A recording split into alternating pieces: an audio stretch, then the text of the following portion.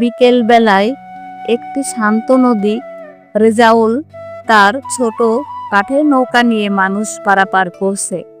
নদীর ঘাট থেকে কিছু গ্রামবাসী হেঁটে আসছে। আসুন আসুন সবাই, কে কে পার হবেন ওপারে, এখন সময় হয়েছে ঘরে ফেরার। রমেশ ভাই, আজ সারাদিন খুব কাজ হয়েছে, কোমর ব্যথা হয়ে গেল। হবে না তো কি, ঘাটে কাজ করা কি মুখের কথা? আপনারাই তো আমাদের অন্নদাতা। এই 5 টাকা করে পার করে দিই, তাতে তো আপনাদের উপকার হয় আর আমাদেরও 2 পয়সা ঘরে আসে। হ্যাঁ ভাই, আজ তোমার মতো সস্তায় আর কেউ পারাপার করে না। আল্লাহ তোমার ভালো করবে। আপনাদের দোয়াই এই তো চলছে আমাদের দিন।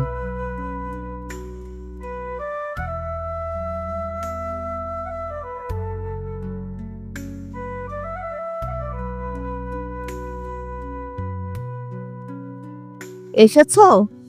এসো, হাত মুখ ধুয়ে নাও, ভাত বেড়েছি। হ্যাঁ এলাম, আজ ভালোই কামাই হয়েছে, সব মিলে 400 টাকা। 400 টাকা? এতে কি হবে? জানো তো আমাদের সংসার নতুন অতিথি আসছে। সত্যি বলছো রেশমা? এত খুশির খবর? খুশি তো বটেই, কিন্তু সে তো আরো খরচের বোঝা নিয়ে আসবে। এই 400 টাকায় কি হবে? আরো বেশি টাকা দরকার। তুমি যদি লোকদের কাছ থেকে পারাপারের জন্য 7 টাকা করে নিতে, তাহলে তো ভালো হতো। কি বলছো রেশমা, 7 টাকা? ওসব গ্রামের গরিব মানুষ, 5 টাকা দিতে তাদের কষ্ট হয়। আমি কি করে তাদের কাছ থেকে বেশি টাকা নিই? এতদিনের সম্পর্ক। সম্পর্ক? সম্পর্ক দিয়ে কি পেট ভরে? না, নাকি নতুন অতিথির দুধ আসবে। শোনো, যখন নতুন অতিথি আসবে তখন সব খরচ বেড়ে যাবে, রোগ ব্যাধি লেগেই থাকবে। এখন থেকেই যদি তুমি বেশি পয়সা না নাও, তাহলে সংসার চলবে কিভাবে? আমাদের নিজেদের কথা না ভাবলে কে ভাববে? কিন্তু এটা কি ঠিক হবে? লোকে কি বলবে? রেজাউল গভীর চিন্তায় ডুবে যায়। তার মন দোটানায় পড়ে। একদিকে তার সরলতা, নীতিবোধ, অন্যদিকে স্ত্রীর যুক্তিসঙ্গত কথা, অনাগত সন্তানের ভবিষ্যৎ। পরের দিন সকালে নদীর ঘাটে গ্রামের মানুষজন নৌকা পারাপারের জন্য অপেক্ষা করছে। রেজাউলের মুখে আগের দিনের সহজ হাসিটা নেই। এই যারা যারা পার হবেন, এখন থেকে 7 টাকা করে লাগবে। 7 টাকা? কি বলছো রেজাউল ভাই? এতদিন তো 5 টাকা নিতে, হঠাৎ করে 7 টাকা কেন? বাজারে সব জিনিসের দাম বেড়েছে, তাই এখন থেকে 7 টাকা করে লাগবে। আর যারা দিতে পারবে না, তারা অন্য পথ দেখুন। এটা কেমন কথা ভাই? আমরা তো গরিব মানুষ, সারাদিন খেটে খাই। তুমি তো জানো, তুমি তো আমাদেরই একজন, আমাদের কাছ থেকে এভাবে বেশি টাকা নেবে? যা বলছি তাই, দিতে পারলে দাও, না পারলে পথ দেখো। আমারও সংসার আছে, বুঝলে? কিছু গ্রামবাসী অসন্তুষ্ট মনে 7 টাকা দিয়ে পার হয়। কেউ কেউ অন্যান্য পথে চলে যায়। তাদের চোখে মুখে হতাশা, তার মুখে একটা চাপা আনন্দ। তার মনে হয় রেশমার কথাটাই ঠিক, বেশি টাকা রোজগার হলেই ভালো হয়। এজাল ভাই, তোমার এই লোভ কিন্তু ভালো না। প্রকৃতি সব দেখে, অতিরিক্ত লোভের ফল কিন্তু ভালো হয় না। ওসব বুড়োদের কথা, টাকা থাকলে সব ভালো হয়।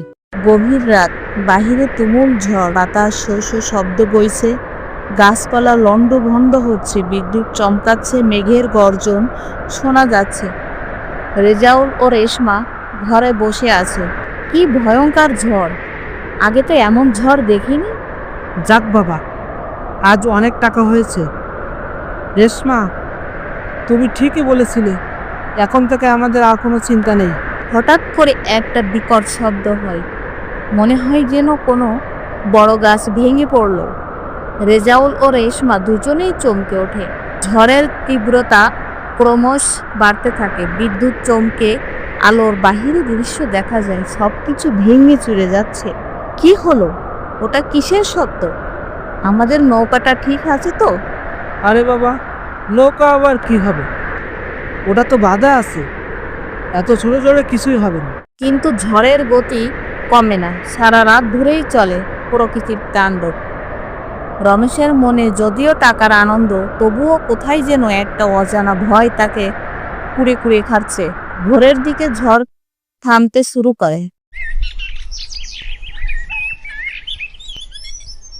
রেজাউল দৌড়ে গিয়ে নদীর ঘাটে দেখে তার নৌকাটি সম্পূর্ণ ভেঙে দুমড়ে মুচড়ে গেছে।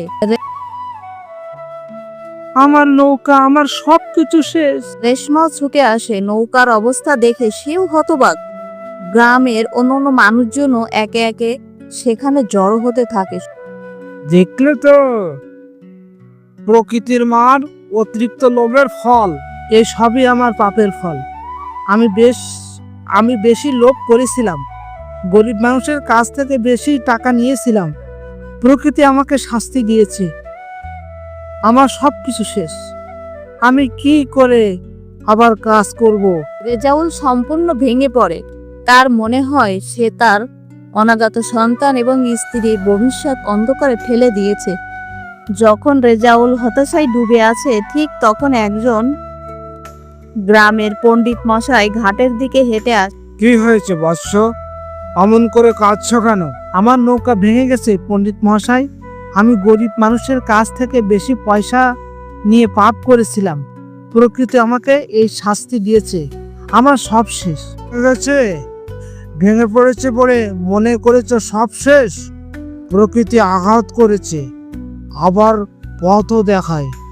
তোমার লোভ তোমাকে অন্ধ করে দিয়েছিল, কিন্তু এখন তুমি অনুতপ্ত। এটাই মুক্তির পথ। মুক্তির পথ? আমি কি করে আবার জীবিকা নির্বাহ করব? এই যে দেখছো কলাপাতা, এরাই তোমার নতুন পথের দিশা। কলাপাতা? কলাপাতা দিয়ে কি নৌকা তৈরি করা যায়? যাই বৎস, যদি তোমার মনে বিশ্বাস থাকে এবং তুমি নির্লোভী হও, তুমি এই কলাপাতা দিয়ে একটি নৌকা তৈরি করো। এই নৌকা হবে তোমার সততার প্রতীক। তুমি যখনই এই নৌকা দিয়ে নির্লোভভাবে মানুষ চলাচল করবে, তখনই তোমার নৌকা ঠিক থাকবে এবং তোমার কাছে আরো অনেক মানুষ আসবে। কলাপাতার নৌকা? পণ্ডিত মহাশয়, এটা কি সম্ভব? ঈশ্বর যখন কোনো পথ বন্ধ করেন, তখন আরো 10টা পথ খুলে দেন। শুধু চোখ মেলে দেখতে হয়। রেজাউলের লোভই তাকে পথভ্রষ্ট করেছিল। এখন তার অনুতাপ তাকে সঠিক পথে নিয়ে যাবে। তুমি যদি এই পারে পাতা দিয়ে নৌকা তৈরি করো, তবে তুমি অনেক লোক পাবে, তোমার খ্যাতি ছড়িয়ে পড়বে বহুদূর। তবে মনে রেখো, এবার যদি লোভ তোমাকে গ্রাস করে, তবে প্রকৃতির আঘাত আরো কঠিন হবে। রেজাউল পণ্ডিত মশাইয়ের কথা শুনে উঠে দাঁড়ায়। তার চোখে নতুন এক আশার আলো জ্বলে ওঠে। রেশমা তার পাশে এসে দাঁড়ায়, তারও মুখে এক নতুন ভরসা। রেজাউল নদীর ধারে বসে মনোযোগ দিয়ে কলাপাতা দিয়ে একটি বড় নৌকা তৈরি করেছে। গ্রামবাসী ও রেশমা তাকে সাহায্য করেছে। পণ্ডিত মহাশয় ঠিকই বলেছিলেন, কলাপাতা দিয়ে এত সুন্দর করে নৌকা বানানো যায়, আমি ভাবতেই পারিনি। রেজাউলের কলাপাতার নৌকাটি এখন নদীর ঘাটে বেশ জনপ্রিয়। প্রতিদিন প্রচুর মানুষ পারাপার হচ্ছে। সে আগের মতোই 5 টাকা করে নিচ্ছে। তার মুখে এখন আগের চেয়ে সে সহজ হাসি ফিরে এসেছে। জান ভাই, তোমার তো এই কলাপাতার নৌকা তো দারুণ হালকা, কিন্তু খুব মজবুত।